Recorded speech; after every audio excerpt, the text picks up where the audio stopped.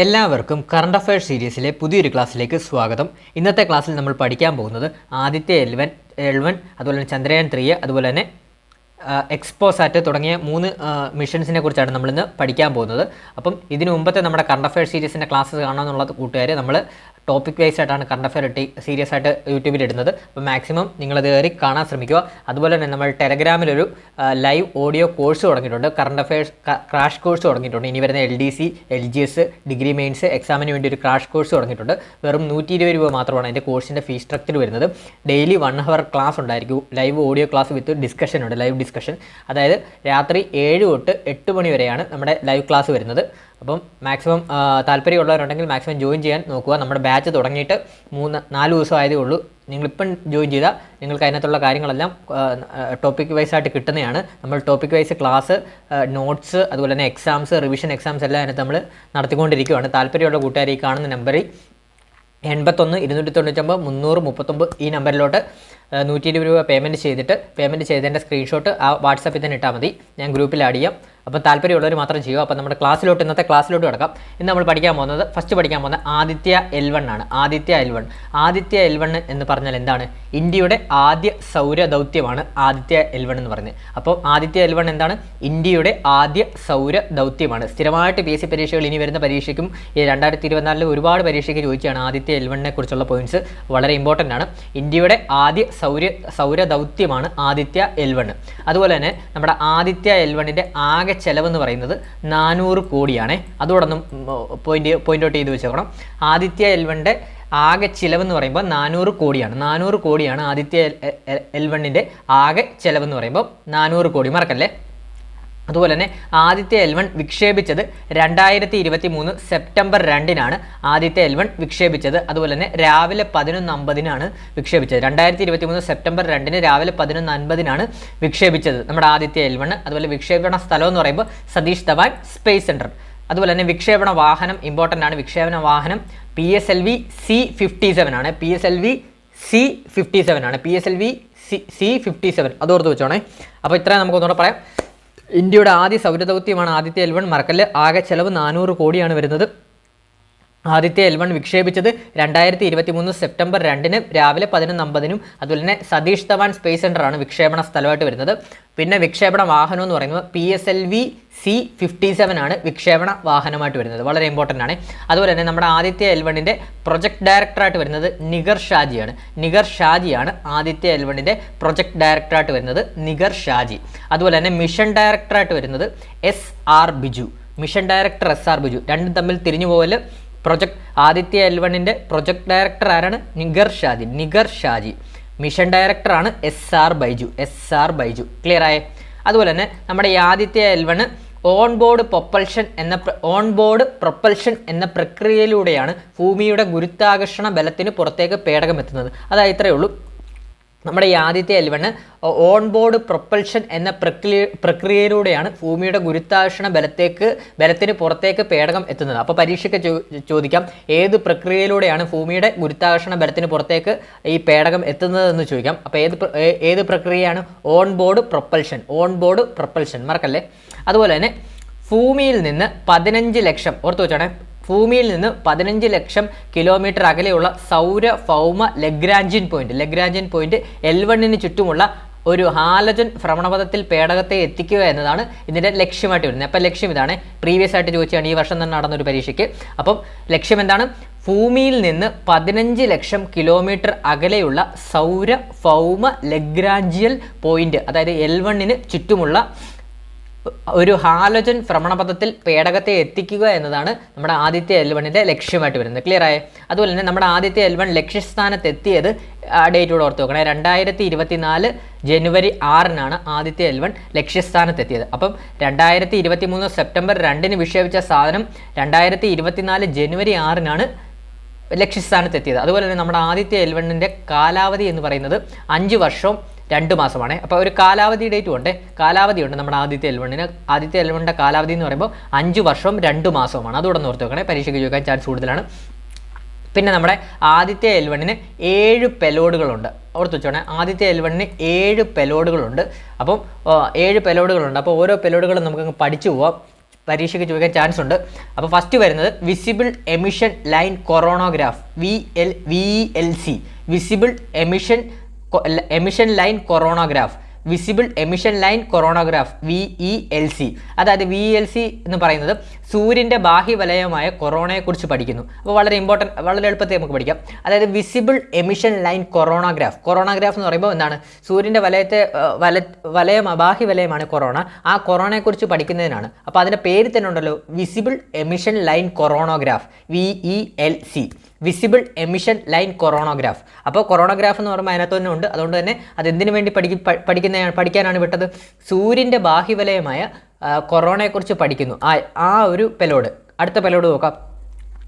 Solar ultraviolet imaging telescope, suite, solar ultraviolet imaging telescope. അതായത് അത് സൂര്യൻ്റെ ചിത്രങ്ങൾ എടുക്കുക, സൗരവികിരണ വ്യതിയാനങ്ങൾ അളക്കുക എന്നിവയാണ് പ്രധാന ലക്ഷ്യം. അപ്പോൾ ഇതിനകത്ത് തന്നെ ഇതിൻ്റെ പേരെന്താണ്, സോളാർ അൾട്രാവയലറ്റ് ഇമേജിംഗ് കേട്ടോ, ഇമേജിംഗ് ടെലസ്കോപ്പ്, സ്യൂട്ട്. അതപ്പോൾ ഇമേജിംഗ് എന്ന് വന്നുകൊണ്ട് ഇമേജ് എന്താണ്, അപ്പം ചിത്രങ്ങൾ എടുക്കുക എന്നല്ലേ നമ്മൾ ഇമേജിനെ പറയുന്നത്, എന്താണ്, ചിത്രങ്ങൾ എന്നല്ലേ പറയുന്നത്. അപ്പോൾ അതിൻ്റെ ലക്ഷ്യം എന്താണ്, സൂര്യൻ്റെ ചിത്രങ്ങൾ എടുക്കുക. അപ്പോൾ സൂര്യൻ്റെ ചിത്രങ്ങൾ എടുക്കുക, അതുപോലെ തന്നെ അതിൻ്റെ കൂടെ തന്നെ പ്ലസ് ആയിട്ട് സൗരവികിരണ വ്യതിയാനങ്ങളോട് അളക്കുക എന്നതാണ് അതിൻ്റെ രണ്ടാമത്തെ പെലോഡായ സോളാർ അൾട്രാവയലറ്റ് ഇമേജിംഗ് ടെലസ്കോപ്പിൻ്റെ പ്രധാന ലക്ഷ്യമായിട്ട് വരുന്നത്. അടുത്തത് നമ്മൾ പഠിക്കാൻ പോകുന്നത് Aditya solar wind particle experiment, അതായത് ആസ്പെക്സ്, അതുപോലെ തന്നെ plasma analyser package four Aditya, പാപ്പ. അപ്പോൾ അടുത്ത ഇത് രണ്ട് പെലോഡാണ്. ആദ്യത്തെ പെലോഡ് ഏതാണ്, Aditya solar and wind particle experiment, ASPEX കണ്ടോ, ആസ്പെക്സ്. അടുത്തത് plasma analyser package four Aditya, പാപ്പ. അപ്പം അതെന്തിനാണ് ഇത് രണ്ടും എന്തിനാണ് ഉപയോഗിക്കുന്നത്, സൗരവാദങ്ങളെക്കുറിച്ച് പഠിക്കുന്നു. ഇത് വളരെ എളുപ്പത്തിൽ പഠിക്കാം.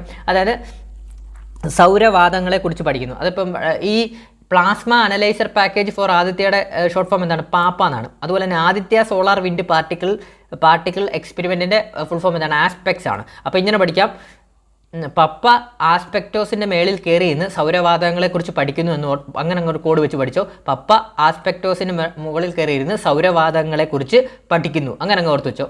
അപ്പോൾ പെട്ടെന്ന് ക്ലിയർ ആയിട്ട് കിട്ടും. അടുത്ത പെലോഡ് എന്ന് പറയുമ്പോൾ solar low energy X-ray spectrometer, SOLEXX. അതുപോലെ തന്നെ high energy L1 orbiting X-ray spectrometer, HEL1OS. ഇത് രണ്ടും ഉപയോഗിക്കുന്നത് എന്തിനാണെന്ന് വെച്ചാൽ സൂര്യൻ്റെ എക്സ്റേ കിരണങ്ങളെ കുറിച്ച് പഠിക്കുക. അതിനകത്ത് തന്നെ ഉണ്ടല്ലോ എക്സ്റേന്ന്, രണ്ടിലും എക്സ്റേ ഉണ്ട്. എക്സ്റേ ഉള്ളതുകൊണ്ട് തന്നെ അത് സൂര്യൻ്റെ എക്സ്റേ കിരണങ്ങളെക്കുറിച്ച് പഠിക്കുന്നു. അതുപോലെ തന്നെ മാഗ്നോമീറ്റർ എന്ന് പറഞ്ഞാൽ സൂര്യൻ്റെ കാന്തിക വലയങ്ങളെക്കുറിച്ച് പഠിക്കുന്നു. മാഗ്നോമീറ്റർ എന്തിനാണ്, സൂര്യൻ്റെ കാന്തിക വലയങ്ങളെക്കുറിച്ച് പഠിക്കുന്നു. അപ്പോൾ പെലോഡുകൾ നമുക്ക് ഒന്നുകൂടെ പറഞ്ഞു പോകാം, അപ്പോൾ ക്ലിയർ ആവും.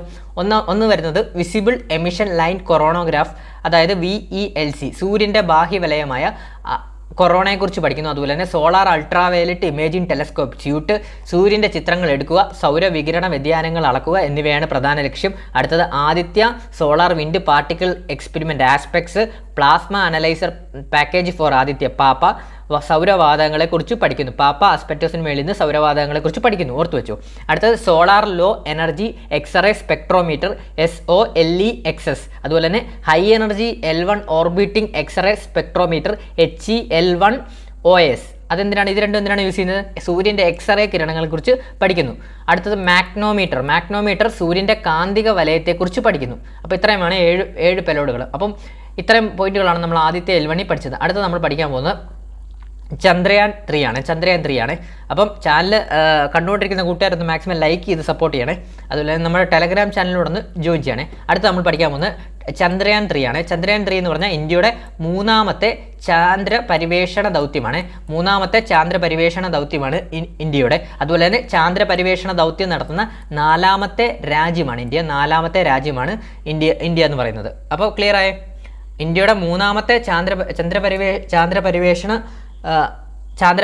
ദൗത്യമാണ് ചന്ദ്രയാൻ 3. അതുപോലെ തന്നെ ദൗത്യം നടത്തുന്ന നാലാമത്തെ രാജ്യം കൂടിയാണ് ഇന്ത്യ. അതുപോലെ തന്നെ ചന്ദ്രയാൻ 3 വിക്ഷേപിച്ചതെന്നാണ് 2023 ജൂലൈ 14 ചന്ദ്രയാൻ 3 വിക്ഷേപിച്ചത്. വിക്ഷേപണ സ്ഥലം സതീഷ് ധവാൻ സ്പേസ് സെൻറ്റർ, ശ്രീഹരിക്കോട്ടയാണ് വിക്ഷേപണ സ്ഥലം വരുന്നത്. അതുപോലെ തന്നെ വിക്ഷേപണ വാഹനം ഏതാണ് LV-M3-M4 LV-M3-M4 ആണ് ചന്ദ്രയാൻ 3യുടെ വിക്ഷേപണ വാഹനമായിട്ട് വരുന്നത്. ഇവിടെ പ്രൊജക്ട് ഡയറക്ടറും മിഷൻ ഡയറക്ടറും ഉണ്ട് ഈ പ്രോജക്റ്റിനും. അപ്പോൾ ഈ പ്രോജക്റ്റിൻ്റെ പ്രൊജക്ട് ഡയറക്ടറായിട്ട് വരുന്നത് P. വീരമുത്തുവേലാണ്. P. വീരമുത്തുവേലാണ് ആണ് പ്രൊജക്ട് ഡയറക്ടറായിട്ട് വരുന്നത്. അതുപോലെ തന്നെ മിഷൻ ഡയറക്ടറായിട്ട് വരുന്നത് മോഹനകുമാറാണ്. മിഷൻ ഡയറക്ടറായിട്ട് വരുന്നത് മോഹനകുമാറാണ്. അതുപോലെ തന്നെ ചന്ദ്രയാൻ 3 ചന്ദ്രൻ്റെ ദക്ഷിണ ധ്രുവത്തിൽ വിജയകരമായ സോഫ്റ്റ് ലാൻഡിംഗ് നടത്തിയതെന്നാണ് 2023 ഓഗസ്റ്റ് 23-നാണ്. 2023 ഓഗസ്റ്റ് 23-നാണ് ചന്ദ്രയാൻ 3 ചന്ദ്രൻ്റെ ദക്ഷിണ ധ്രുവത്തിൽ വിജയകരമായി സോഫ്റ്റ് ലാൻഡിംഗ് നടത്തിയത്. 2023 ഓഗസ്റ്റ് 23. അതുപോലെ തന്നെ ചന്ദ്രയാൻ 3 ചന്ദ്രൻ്റെ ഭ്രമണപഥത്തിൽ എത്തിയത് 2023 ഓഗസ്റ്റ് 5. ഓഗസ്റ്റ് 5-ന് ഭ്രമണപഥത്തിലെത്തി. അതുപോലെ തന്നെ ദക്ഷിണ ധ്രുവത്തിൽ സോഫ്റ്റ് ലാൻഡിംഗ് നടത്തിയത് 2023 ഓഗസ്റ്റ് 23-ന്. അതുപോലെ തന്നെ 2023 ജൂലൈ 14-ന് വിക്ഷേപിച്ചു. അതുപോലെ തന്നെ ചന്ദ്രയാൻ 3 വിക്രം ലാൻഡർ ഇറങ്ങിയ സ്ഥലം പറയുന്നതാണ് ശിവശക്തി പോയിന്റ്. ചന്ദ്രയാൻ 3 വിക്രം ലാൻഡർ ഇറങ്ങിയ സ്ഥലം ശിവശക്തി പോയിന്റ്. അതും നമുക്ക് പെട്ടെന്ന് പഠിച്ച് ഓർത്തു വെക്കാൻ കാര്യം ഈ ശിവൻ്റെ തലയിലല്ലേ ചന്ദ്രക്കല ഇരിക്കുന്നത്. അപ്പം ചന്ദ്രയാൻ 3യുടെ വിക്രം ലാൻഡർ ഇറങ്ങിയ സ്ഥലത്തിന് ഇപ്പം ശിവൻ്റെ പേരല്ലാതെ വേറൊരു പേരിടാൻ പറ്റത്തില്ലല്ലോ. അപ്പം ശിവശക്തി പോയിന്റ്. ചന്ദ്രയാൻ 3 വിക്രം ലാൻഡർ ഇറങ്ങിയ സ്ഥലത്തിൻ്റെ പേരാണ് ശിവശക്തി പോയിന്റ്. അപ്പോൾ ഇത്രയും ഒന്നുകൂടെ പറയാം. ഇന്ത്യയുടെ 3ാമത്തെ ചാന്ദ്ര പരിവേഷണ ദൗത്യമാണ് ചന്ദ്രയാൻ 3. ചാന്ദ്രപരിവേഷണ ദൗത്യം നടത്തുന്ന 4ാമത്തെ രാജ്യമാണ് ഇന്ത്യ. വിക്ഷേപിച്ചത് 2023 ജൂലൈ 14. വിക്ഷേപണ സ്ഥലം സതീഷ് ധവാൻ സ്പേസ് സെൻറ്റർ, ശ്രീഹരിക്കോട്ട. വിക്ഷേപണ വാഹനം LV-M3-M4. Project director P. Veeramuthuvel. Mission director Mohanakumar. അതുപോലെ തന്നെ ചന്ദ്രയാൻ 3 ചന്ദ്രൻ്റെ ദക്ഷിണ ധ്രുവത്തിൽ വിജയകരമായി സോഫ്റ്റ് ലാൻഡിംഗ് നടത്തിയത് 2023 ഓഗസ്റ്റ് 23-ന്. അതുപോലെ തന്നെ ചന്ദ്രയാൻ 3 ചന്ദ്രൻ്റെ ഭ്രമണപഥത്തിൽ എത്തിയത് 2023 ഓഗസ്റ്റ് 5. ചന്ദ്രയാൻ 3 വിക്രം ലാൻഡർ ഇറങ്ങിയ സ്ഥലത്തിൻ്റെ പേരാണ് ശിവശക്തി പോയിന്റ്. മറക്കല്ലേ. അടുത്തത് ചന്ദ്രയാൻ 3 ദൗത്യത്തിൻ്റെ ലക്ഷ്യങ്ങളാണ്. ചന്ദ്രയാൻ 3 ദൗത്യത്തിൻ്റെ ലക്ഷ്യങ്ങൾ. 1ാമത്തെ ലക്ഷ്യം എന്താണ്? ചാന്ദ്ര ഉപരിതലത്തിൽ സുരക്ഷിതമായി പേടകം ലാൻഡ് ചെയ്യിപ്പിക്കുക. അതാണ് മെയിൻ ലക്ഷ്യം, സോഫ്റ്റ് ലാൻഡിംഗ്. അടുത്തത് ചാന്ദ്രോപരിതലത്തിലൂടെ റോവർ ഉപയോഗിച്ചുള്ള പരീക്ഷണം. അപ്പോൾ ചാന്ദ്രോപരിതലത്തിലൂടെ റോവർ ഉപയോഗിച്ചുള്ള പരീക്ഷണം. അതുപോലെ തന്നെ ചാന്ദ്രോപരിതലത്തിൽ ശാസ്ത്രീയ പരീക്ഷണങ്ങൾ നടത്തുക. അതുപോലെ തന്നെ ചന്ദ്രനിലെ താപനില വ്യതിയാനങ്ങളെക്കുറിച്ച് പഠിക്കുന്ന പെലോഡാണ് ചാസ്തെ എന്താണ്? Chandra's surface thermophysical experiment. അതായത് ഇത് പ്രീവിയസ് ആണ്. ചാസ്തെ എന്ന് പറഞ്ഞാൽ എന്താണ്? Chandra's surface thermophysical experiment. ഇതിനകത്ത് തന്നെ തെർമോഫിസിക്കൽ വന്നിട്ടുണ്ട്. അതുകൊണ്ട് തന്നെ അത് ചന്ദ്രനിലെ താപനിലയിലെ വ്യതിയാനങ്ങളെക്കുറിച്ച് പഠിക്കുന്ന പെലോഡാണ്. അതുപോലെ തന്നെ ചന്ദ്രന്റെ ഉപരിതലത്തിൽ നിന്ന് താഴേക്ക് പോകുന്തോറും അതുപോലെ തന്നെ താപനില കുറയുന്നു. ചന്ദ്രന്റെ ഉപരിതലത്തിൽ നിന്ന് താഴേക്ക് പോകുന്തോറും താപനില കുറയുന്നു. അപ്പോൾ ചന്ദ്രയാൻ 3 ദൗത്യത്തിന്റെ ലക്ഷ്യങ്ങൾ എന്തൊക്കെയാണ്? ചാന്ദ്രോപരിതലത്തിൽ സുരക്ഷിതമായി പേടകം ലാൻഡ് ചെയ്യിപ്പിക്കുക, സോഫ്റ്റ് ലാൻഡിംഗ്. ചാന്ദ്രോപരിതലത്തിലൂടെ റോവർ ഉപയോഗിച്ചുള്ള പരീക്ഷണം. ചാന്ദ്രോപരിതലത്തിലൂടെ ശാസ്ത്ര പരീക്ഷണം നടത്തുക. ചന്ദ്രനിലെ താപനില വ്യതിയാനങ്ങളെക്കുറിച്ച് പഠിക്കുന്ന പേരോട് ചന്ദ്ര സർഫസ് തെർമോഫിസിക്കൽ എക്സ്പെരിമെന്റ്. ചന്ദ്രന്റെ ഉപരിതലത്തിൽ നിന്ന് താഴേക്ക് പോകുന്തോറും താപനില കുറയുന്നു. അടുത്തത് ദേശീയ ബഹിരാകാശ ദിനം ആയിട്ട് പ്രഖ്യാപിച്ചത് ഓഗസ്റ്റ് 23-നാണ്. ഓഗസ്റ്റ് 23 എന്താണ്? ചന്ദ്രോപരിതലത്തിൽ സോഫ്റ്റ് ലാൻഡിംഗ് നടത്തിയ തീയതിയാണ് ഓഗസ്റ്റ് 23. 2023 ഓഗസ്റ്റ് 23. അതുകൊണ്ട് തന്നെ നമ്മുടെ ദേശീയ ബഹിരാകാശ ദിനമാണ് ഓഗസ്റ്റ് 23-ന്. അപ്പം ചന്ദ്രയാൻ 3ക്കും പെലോഡുകളുണ്ട്. ഇതിന് വരുന്നത് പെലോഡുകൾ ലാൻഡർ പെലോഡ് ഉണ്ട്, റോവർ പെലോഡ് ഉണ്ട്, പ്രൊപ്പൽഷൻ മൊഡ്യൂൾ പെലോഡ് ഉണ്ട്. അപ്പോൾ 1ാമത്തെ പെലോഡ് എന്ന് പറയുമ്പോൾ ലാൻഡർ പെലോഡ് 4 പെലോഡുകളുണ്ട്. 1ാമത്തെ radio anatomy of moon bound hyper sensitive ionosphere and atmosphere RAMBHA എന്ന് പറയുന്നൊരു പെലോഡും അതുപോലെ തന്നെ ലാഗ്മുയർ പ്രോബ് എന്ന് പറഞ്ഞ LP എന്ന് പറഞ്ഞൊരു പെലോഡും ഉണ്ട്. അതിൻ്റെ ദൗത്യം എന്ന് പറഞ്ഞാൽ ചന്ദ്രൻ്റെ ഉപരിതലത്തിൽ പ്ലാസ്മ സാന്ദ്രതയുടെ സമയത്തിനനുസരിച്ചുള്ള അതിൻ്റെ മാറ്റങ്ങളും അളക്കുക. അതുപോലെ തന്നെ ചന്ദ്ര സർഫസ് തെർമോഫിസിക്കൽ എക്സ്പെരിമെൻറ്റ് ചാസ്തെ അതെന്താണ്? ധ്രുവപ്രദേശത്തിനടുത്തുള്ള ചന്ദ്രോപരിതലത്തിൻ്റെ താപ സവിശേഷതകൾ അളക്കുക. അതുപോലെ തന്നെ instrument for lunar seismic activity ഇൽസ എന്ന് പറഞ്ഞ പെലോഡ് ലാൻഡിംഗ് സൈറ്റിന് ചുറ്റുമുള്ള ഭൂകമ്പ സാധ്യതകൾ അളക്കുന്നതിന് ചന്ദ്രന്റെ പുറന്തോടിന്റെ ഘടന നിർവചിക്കുന്നതിനുമാണ് instrument for lunar seismic activity അതായത് ഇൽസ എന്ന് പറഞ്ഞ പെലോഡിന്റെ യൂസ്. അതുപോലെ തന്നെ ലേസർ റിട്രോഫാക്ടർ LRA ചന്ദ്രന്റെ ചലനാത്മകത മനസ്സിലാക്കുന്നതിന് ഉള്ള ഒരു നിഷ്ക്രിയ പരീക്ഷണമാണ്. അതുപോലെ തന്നെ റോവർ പെലോഡുകൾ 2 ഉണ്ട്. 1ാമത്തേത് ലിബ്സ് ആണ്, laser induced breakdown spectroscope LIBS. അതിൻ്റെ ഉപയോഗം എന്ന് പറഞ്ഞാൽ ചന്ദ്രോപരിതലത്തിലെ രാസഘടനയും ധാതു വിജ്ഞാനീയ ഘടനയും മനസ്സിലാക്കുക.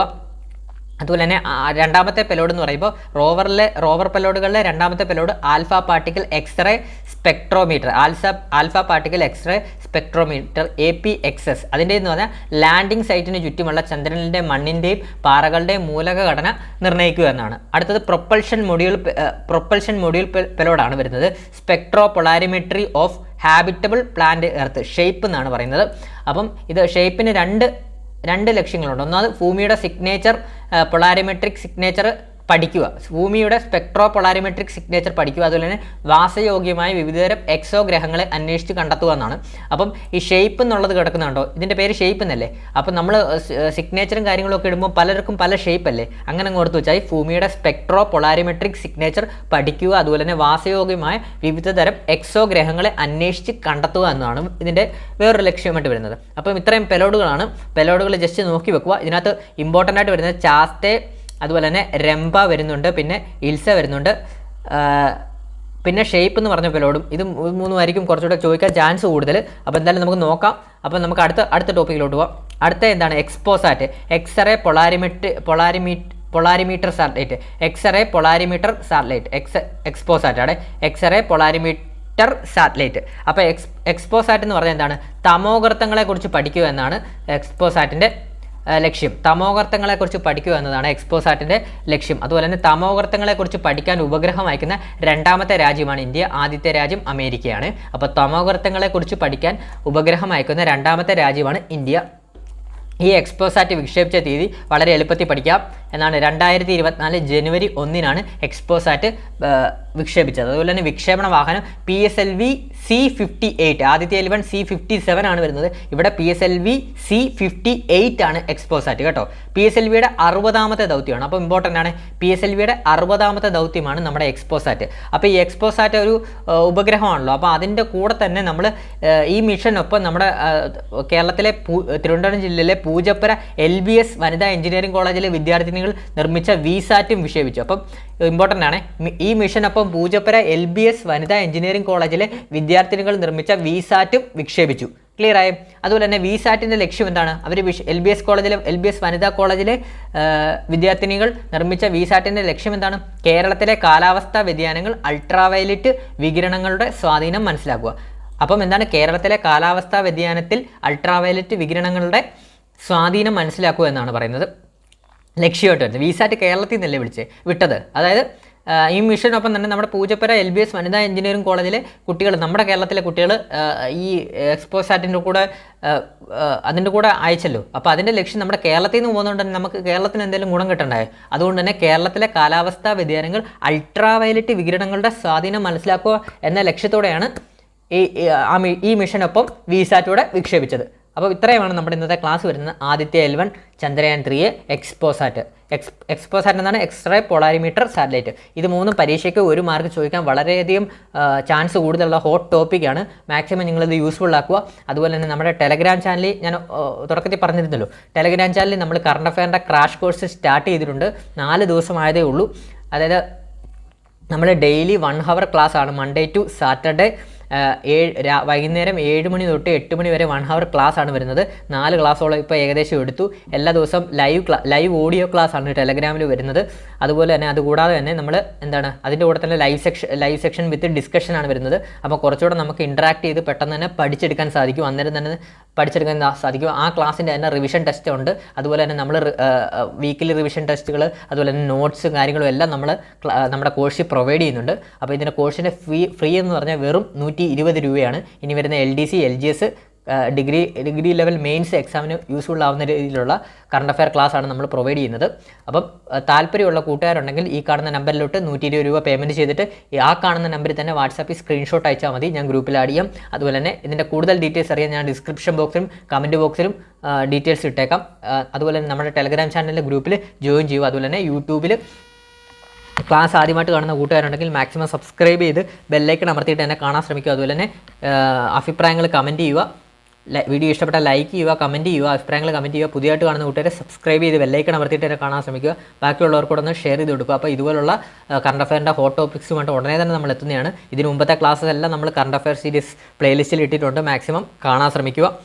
അപ്പം പുതിയൊരു വീഡിയോ ആയിട്ട് ഉടനെ തന്നെ എത്തുന്നതാണ്. Thank you all.